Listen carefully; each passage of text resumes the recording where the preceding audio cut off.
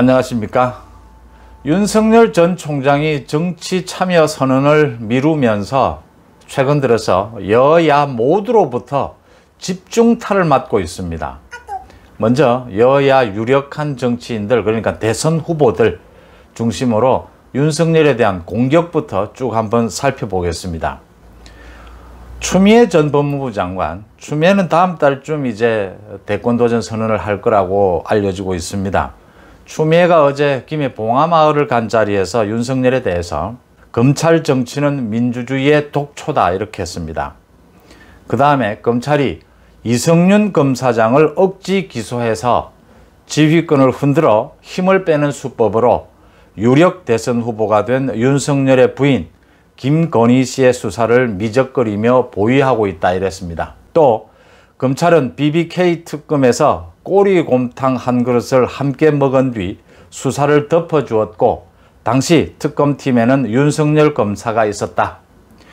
이명박 전 대통령의 그 BBK 수사를 특검이 그 대선 전에 덮은 것을 두고 지금 이 얘기를 하고 있는데 그 특검팀에 윤석열이가 포함되어 있었다라는 것이죠. 그 다음 정세균 전 국무총리, 검찰 내부와 측근의 불법과 비리, 비위는 묵살하는 고무줄 수사와 기소로 대한민국을 검찰공화국으로 만들었다. 또 검찰이 윤석열 전 총장의 가족 범죄에 대해서는 솜사탕처럼 달콤하게 수사하고 있다. 이렇게 비꼬았습니다. 김두관 민주당 의원은 윤석열 전 총장은 칼잡이 아니냐, 대한민국의 미래를 칼잡이에게 어떻게 맡길 수 있겠느냐 이렇게 공격을 했습니다. 그동안 윤석열에 대해서 직접적인 공격은 하고 있지 않던 이재명도 윤석열에 대해서 이제 까칠한 소리를 하기 시작했습니다. 이재명은 최근에 윤석열은 예쁜 포장지 부분만 보여줘서 뭐라고 말하기 어렵다. 알맹이를 봐야 판단될 것이다. 자신의 전부를 국민들께 보여드리고 판단받는 것이 정치나 정치인이 되고자 하는 사람의 도리다. 이렇게 지적을 했습니다. 먼저 이재명이 이렇게 윤석열에 대해서 그동안은 서로 좋은 경쟁을 해보자 이렇게 덕담을 하다가 이제 약간 공격으로 나선 것은 이재명이 여권 내부에서 여권의 대선 후보로 7부 능선을 넘었다.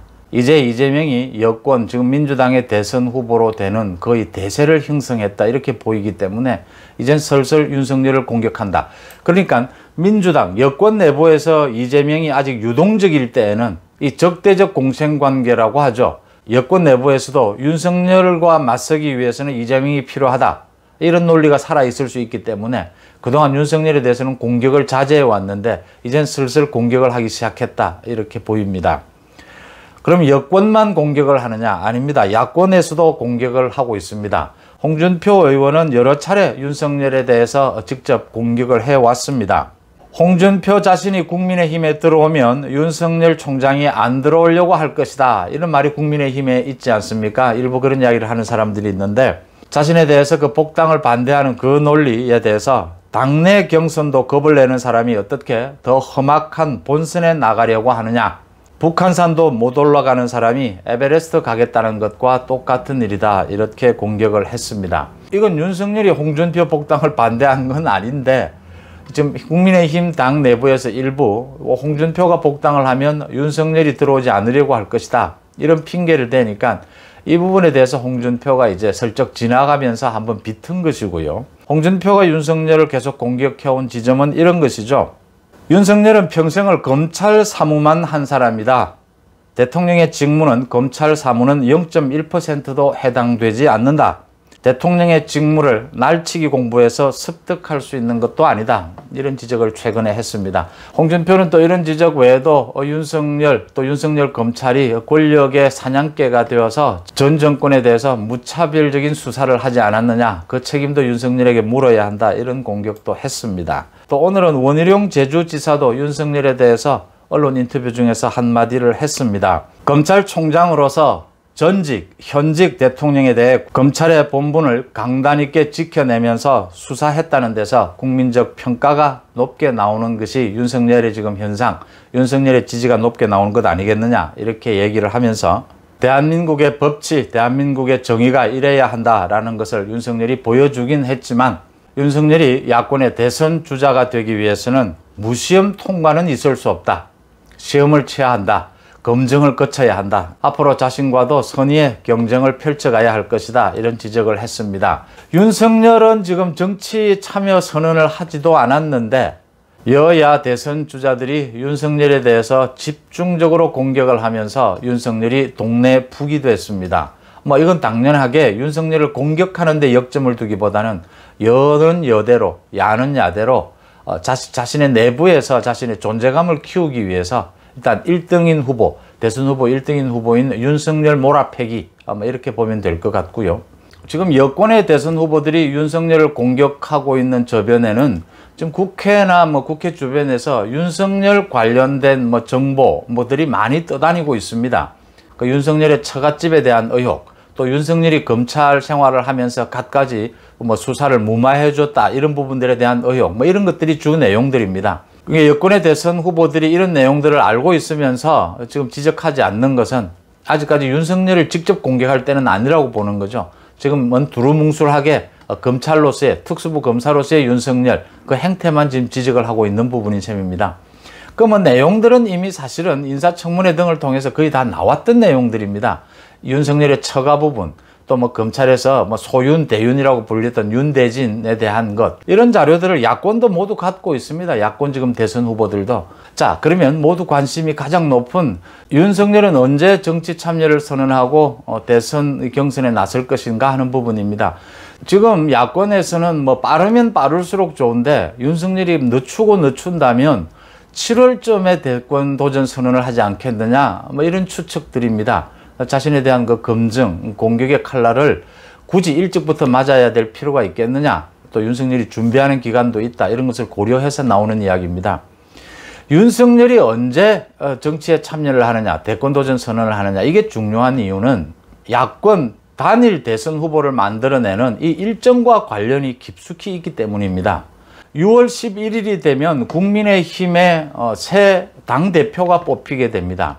새 당대표는 이제 당의 중심이 돼서 당의 쇄신 작업에 박차를 가하게 될 겁니다. 초반에는 언제나 그런 분위기로 흘러가고, 또 지금 대선 전국이기 때문에 대선 후보들, 지금 현재 국민의힘에 있는 대선 후보들의 경쟁력을 높이는 방안에 아무래도 신경을 쓸 수밖에 없습니다.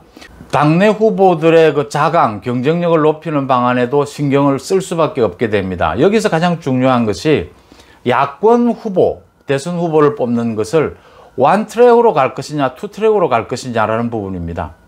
지난 서울시장 보궐선거에서 보다시피 투트랙으로 가서 마지막 야권 단일 후보를 만들어내느냐, 아니면 처음부터 국민의힘과 국민의힘 바깥에 있는 모든 후보들이 참여하는 원트랙 경선으로 가느냐, 이 부분이 가장 중요한데, 여기에서 지금 윤석열의 정치 참여 시기가 가장 큰 문제가 되는 겁니다. 그러니까 국민의힘은 지금 당헌 당규상 11월까지 당대표를 뽑아야 하기 때문에 7월부터는 준비에 들어가야 됩니다. 당대표 경선에 들어가야 하는데, 윤석열의 정치 참여가 늦어지게 되면 동시에 지금 맞물려 있는 안철수, 지금 최재형, 김동연 많은 얘기들이 나오고 있지 않습니까? 지금 홍준표 의원의 복당 문제도 윤석열의 지금 입당과 지금 맞물려 지금 얘기가 되고 있는 상황입니다. 그러니까 국민의힘 바깥의 모든 이 대선 후보들이 지금 윤석열의 정치 참여 선언, 그걸 계기로 해서 맞물려 있다, 이런 전국인 겁니다. 윤석열의 정치 참여가 늦어지게 되면 국민의힘으로서는 지금 당내 경선을 먼저 시작할 수밖에 없는 상황이 됩니다. 그렇게 되면 투트랙으로 가게 되고, 그렇게 되면 이제 연말에 대선 후보 단일화 작업이 남아있는 이런 셈이 되게 되는 겁니다. 투트랙으로 경선이 치러진 다음에 지난 그 서울시장 보궐선거처럼요. 이렇게 경선 구도가 완전히 달라진다는 점에서 윤석열의 정치 참여 시기가 언제가 좋으냐라는 부분입니다. 지금 문재인 정권을 교체하고 야권 후보 단일화를 이뤄내기 위해서 원스톱 경선을 치르는 것이 가장 안전한 방법입니다. 12월에 후보 단일화를 하는 것은 굉장히 위험성이 많다는 것은 제가 여러 번 말씀을 드렸습니다. 윤석열 자신으로서도 어차피 맞아야 할 검증이라면 어느 정도 기간은 두는 것이 맞다. 7월, 8월 이후로 넘어가면 너무 늦지 않느냐. 이런 점에서 정치 참여 선언을 좀 당기는 것이 전체 야권으로서 또 본인으로서도 그렇게 나쁘지 않다. 정치 참여 선언을 하고 일정 기간 국민들의 여론을 들은 뒤에 이제 야권이 연대하는 방법에 참여하는 것도 순서가 아니겠느냐, 이런 지적들이 나오고 있습니다. 동네 북이 되다시피 한 윤석열과 그 윤석열을 둘러싼 이제 대선 전국 흐름을 한번 짚어봤습니다. 고맙습니다.